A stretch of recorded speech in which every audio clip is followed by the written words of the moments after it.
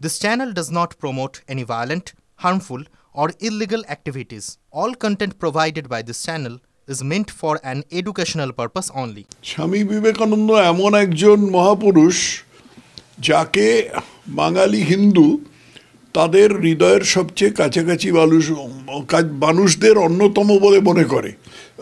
অন্য দুজন হচ্ছেন রবীন্দ্রনাথ এবং নেতাজি সুভাষচন্দ্র। কিন্তু রবীন্দ্রনাথ মূলত এলিটের কবি, তার কবিতার আবেদন সাধারণ মানুষের কাছে পৌঁছয় না, অনেক ক্ষেত্রেই পৌঁছয় না। আর কবি সুভাষচন্দ্র তো রাজনৈতিক নেতা ছিলেন, রাজনৈতিক নেতাদের নিয়ে যেরকম বিভিন্ন জায়গায় বা পৃথিবীর বিভিন্ন জনসমুদায়ের মধ্যে যেরকম বিতর্ক আছে সেরকম বিতর্ক আছে, কিন্তু স্বামীজির মহত্ব নিয়ে কোনো বিতর্ক নেই। বস্তুত ভারতের বেশিরভাগ শহরে গেলে পরে স্বামীজির নামে একটা রাস্তা দেখতে পাওয়া যাবে, স্বামীজির নামে একটা এয়ারপোর্ট আছে রায়পুর শহরে, ছত্তিশগড়ের রাজধানী রায়পুর শহরে স্বামীজির নামে এয়ারপোর্ট আছে। অতএব স্বামীজির মহত্ব অনস্বীকার্য। স্বামীজি নিয়ে যে রাজনীতি হয়নি তা নয়, সেটা বিরূপ রাজনীতি হয়েছিল।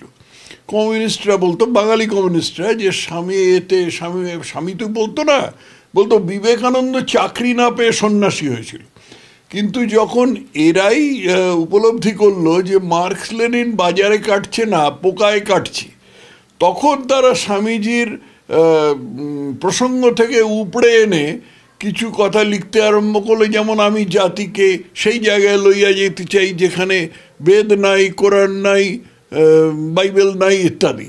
অথবা স্বামী বিবেকানন্দ বলেছিলেন যে গীতা পাঠের চেয়ে ফুটবল খেলা ভালো। এগুলো তো সম্পূর্ণ পরিবেশ থেকে, মানে প্রসঙ্গ থেকে উপড়ে আনা কথা।